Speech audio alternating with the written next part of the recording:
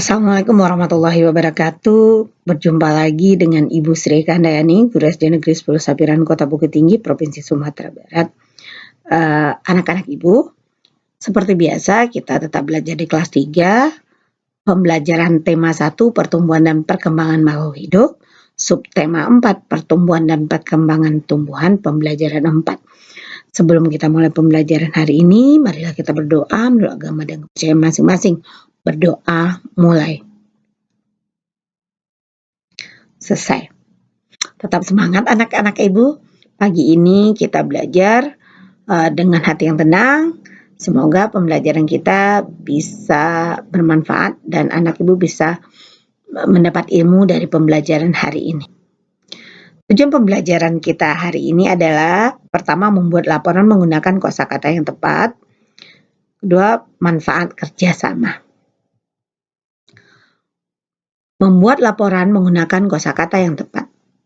Membuat laporan menggunakan kosakata yang tepat. Kamu dapat membuat laporan dari hasil pengamatan. Misalnya, laporan tentang cara perkembangbiakan tumbuhan. Perbanyaklah kosakatamu agar kamu dapat menyampaikan persamaan dan perbedaan tumbuhan. Kamu dapat memperbanyak kosakata dengan cara pertama, bagaimana caranya? Membaca teks, menandai kosakata yang baru, mencari artinya, mencoba menggunakan kosakata tersebut baik secara tertulis maupun tidak tertulis.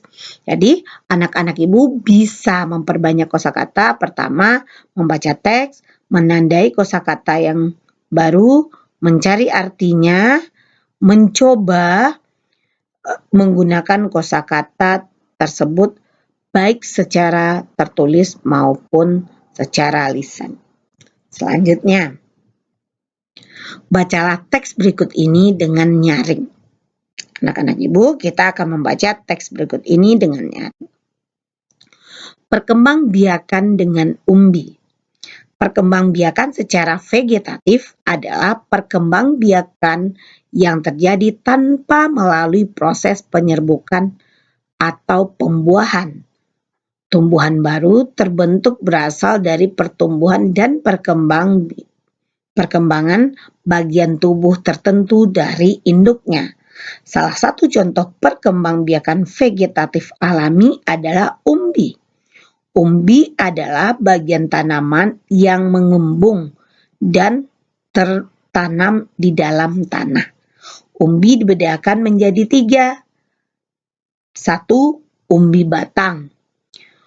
Perkembangbiakan vegetatif alami pada tumbuhan memakai sistem umbi batang ialah dengan cara batang yang tumbuhnya berada di dalam tanah, di mana batang akan mengembang, lalu bisa membentuk suatu umbi. Umbi inilah yang dapat dipakai sebagai tempat penyimpanan suatu cadangan makanan dalam bentuk karbohidrat. Contoh umbi batang di antara lain kentang, bengkong, dan umbi jalar. Nih, contohnya umbi batang. Ada bengkong, ada kentang, dan umbi jalar atau ubi jalar. Selanjutnya, jangan lupa subscribe, like, share. Ada umbi lapis. Umbi lapis ini adalah pelepah daun yang memiliki bentuk berlapis-lapis. Pada bagian atas akan tumbuh serta di bagian bawah akan tumbuh akar yang disebut dengan akar serabut. Contoh umbi lapis diantaranya bawang merah, bawang putih, bunga bakung, bunga tulip. Kita bisa melihat ini bawang putih, ini bawang merah, ini kita lihat berlapis-lapis. Selanjutnya ada bunga bakung, ini isi di dalam bunga bakung. Ini selanjutnya isi dari bunga tulip. Ya anak-anak, semoga anak-anak Ibu paham. Selanjutnya, bacalah Sambungan ketiga, umbi akar. Umbi akar ini adalah akar yang dijadikan sebagai tempat cadangan makanan. Contoh umbi akar ini antara singkong, wortel, lobak, dan tanaman dahlia. Coba dilihat, ini wortel, ini adalah lobak, ini ada singkong, dan ini bunga dahlianya. Yang itunya isinya nanti ya, isi bunga dahlia. Semoga anak-anak ibu paham, ada umbi batang, ada umbi lapis, dan ada umbi akar. Itu perkembangbiakan dengan umbi. Sekarang bagaimana cara kita membuat laporan cara perkembangbiakan tumbuhan? Cara begini anak-anak. Anak ibu bisa melihat nanti kan ada nama tumbuhannya apa. Ibu bisa coret di sini. Nama tumbuhannya wortel dan kentang. Mungkin anak ibu nanti bisa buat yang lain ya. Cara perkembangbiakannya ini umbi akar, ini umbi batang. Bagian dapat dikonsumsi, wortel apanya yang dapat dikonsumsi? Wortel itu misalkan yang dapat dikonsumsinya kan buah dari wortel tersebut atau umbi akarnya tersebut. Persamaan dengan kentang. Kalau kentang juga begitu, yang dikonsumsi adalah umbi batangnya itu yang mengandung karbohidrat kentang tersebut. Persamaannya sama-sama perkembangbiakan secara umbi. Kalau perbedaannya satu umbi akar, satu umbi batang. Mungkin anak ibu bisa membuat laporan yang lain tentang perkembangbiakan tumbuhan. Karena kita sudah belajar ya nak, sebelumnya di pembelajaran sebelumnya perkembangbiakan tumbuhan yang lain juga. Nah, begitu seterusnya. Selanjutnya, sebelum kita lanjut, ibu kembali ke yang tadi. Anak-anak ibu nanti bisa mengerjakan ini di rumah dengan bisa sendiri atau dengan teman kelompoknya. Bagaimana cara perkembangbiakan tumbuhan yang lainnya, bukan hanya ini saja. Oke, semoga anak ibu paham. Kita lanjut ke ke nomor 2 atau tujuan nomor 2, manfaat kerjasama. Anak-anak ibu yakin sudah sering bekerja sama, baik itu di rumah, di sekolah, dan di lingkungan atau di masyarakat. Kerjasama adalah sebuah aktivitas yang dilakukan oleh 2 orang atau lebih untuk mencapai suatu keuntungan bersama atau tujuan bersama. Pada masyarakat umumnya dilandasi dengan semangat kebersamaan. Kerjasama merupakan salah satu wujud sikap bersatu dalam keberagaman. Dengan bekerja sama, kita dapat mengerjakan sesuatu dengan lebih cepat, pekerjaan juga terasa lebih ringan dan menyenangkan jika dilakukan bersama-sama. Kerjasama dapat memperkuat persahabatan dan juga membina kekompakan. Jangan lupa subscribe, like, share. Anak-anak ibu, beberapa contoh kerjasama kita lihat. Pertama, kerjasama membersihkan ruang kelas bersama-sama.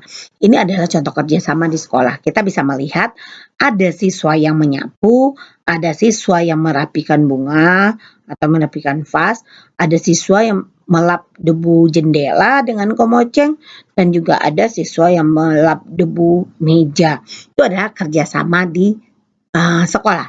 Selanjutnya kerjasama di rumah, membersihkan rumah bersama anggota keluarga. Anak-anak ibu bisa melihat di gambar ini, ibu sedang menyapu, kakak lagi melap debu yang ada di televisi, abang lagi melap kaca dengan kain, ayah lagi melap kaca dengan kain, sedangkan adik setelah ayah melap kaca dia juga membantu dengan kemoceng. Berarti ini adalah contoh kerjasama di rumah.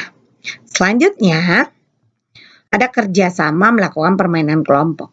Melakukan permainan kelompok ini bisa di rumah, bisa di sekolah, bisa di lingkungan masyarakat. Tetapi ini kita lihat masih menggunakan pakaian olahraga. Berarti ini ada kerjasamanya di sekolah.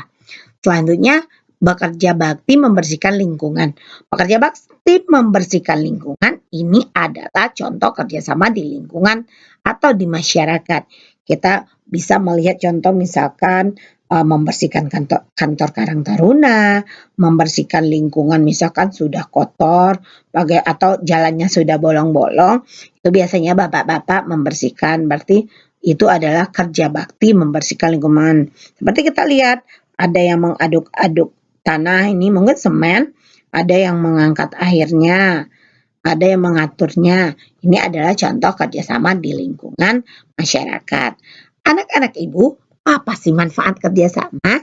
Kita bisa melihat pekerjaan lebih cepat selesai, pekerjaan menjadi lebih ringan, terjalinnya persahabatan dan persaudaraan, terjadinya komunikasi yang lebih baik dengan orang lain. Begitu ya nak, manfaat dari kerjasama. Semoga anak-anak ibu paham. Jangan lupa nanti anak-anak ibu mengerjakan soal-soal latihan. Tetapi sebelum melaksanakan soal latihan, pahami ini dulu sampai paham, baru laksanakan latihan. Terima kasih. Sekian pembelajaran dari ibu. Sampai jumpa lagi besok. Jangan lupa yang belum subscribe ya. Oke, silakan bagikan untuk yang lain. Semoga pembelajaran ini bermanfaat. Assalamualaikum warahmatullahi wabarakatuh. Jangan lupa subscribe, like, share.